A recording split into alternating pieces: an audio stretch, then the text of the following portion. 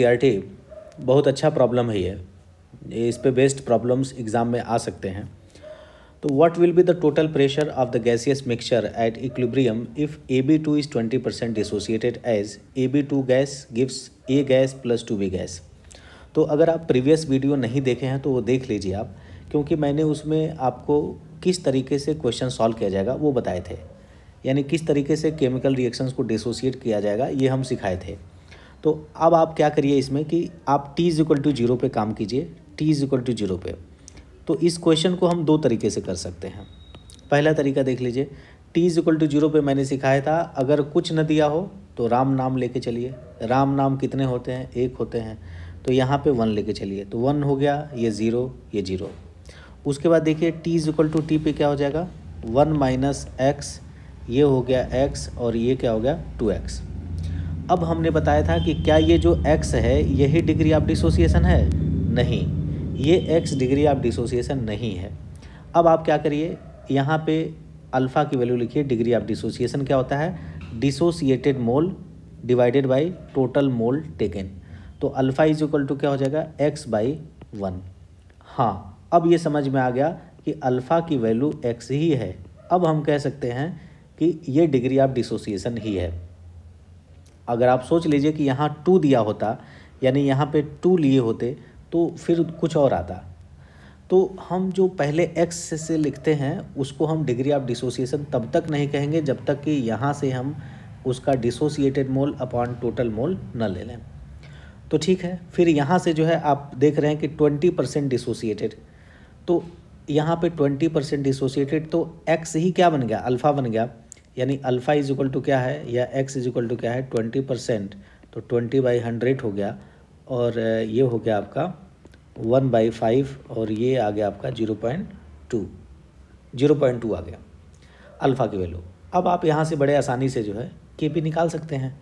Kp क्या हो जाएगा, Kp हो जाएगा आपका partial pressure of A into partial pressure of B का whole square upon partial pressure of AB2।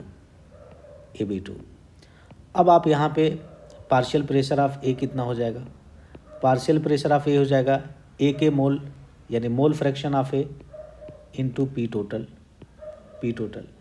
तो मोल फ्रैक्शन ऑफ A कितना हो जाएगा, A के मोल x है डिवाइडेड बाई टोटल मोल जब आप इसको ऐड करेंगे तो कितना आ जाएगा, 1 - x plus x, x cut गया तो 1 + 2x आ गया, तो 1 + 2x इंटू प्रेशर को मान लीजिए P, ये हो गया हमारा पार्शियल प्रेशर ऑफ A। उसी तरीके से पार्शियल प्रेशर ऑफ B निकाल लीजिए, फिर AB2 निकाल लीजिए और इसमें पुट कर दीजिए, फिर आपका आंसर आ जाएगा। तो ये तो रहा एक सिस्टमेटिक मेथड करने का। आइए हम प्रेशर के टर्म में इसको कैसे सॉल्व करते हैं वो भी देख लेते हैं। तो प्रेशर के टर्म में किस तरीके से सॉल्व करेंगे ये देख लीजिए, क्योंकि हर तरीके से प्रॉब्लम को समझना है, उसको गहराई में जाके समझना है ताकि हमारे कॉन्सेप्ट्स बिल्कुल क्लियर हो जाएं। अब इसको हम प्रेशर के टर्म में कैसे कर लेंगे। बच्चों हम जानते हैं कि PV = nRT होता है, और देख लीजिए यहाँ पे मैं बता दे रहा हूँ, PV = क्या होता है, nRT।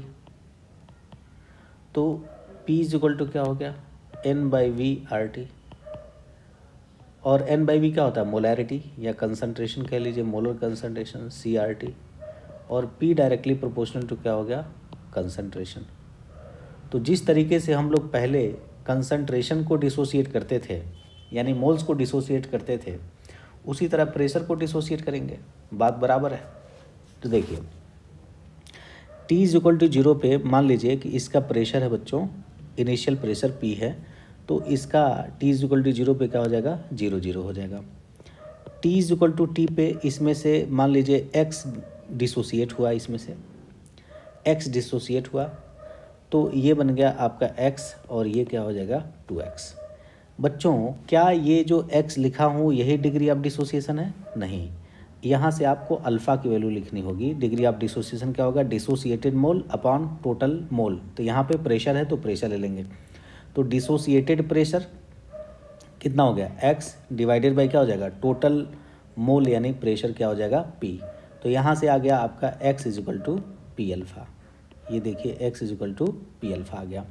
ये वैल्यू आप पुट कर दीजिए यहाँ पे, तो t is equal to T, एक लाइन और बढ़ा देते हैं तो p माइनस पी अल्फ़ा हो गया, ये हो गया आपका पी अल्फ़ा और ये हो गया आपका 2p अल्फ़ा। तो ये हमें इक्विलिब्रियम पे पार्शियल प्रेशर्स मिल गए और अल्फ़ा की वैल्यू हमें पता है।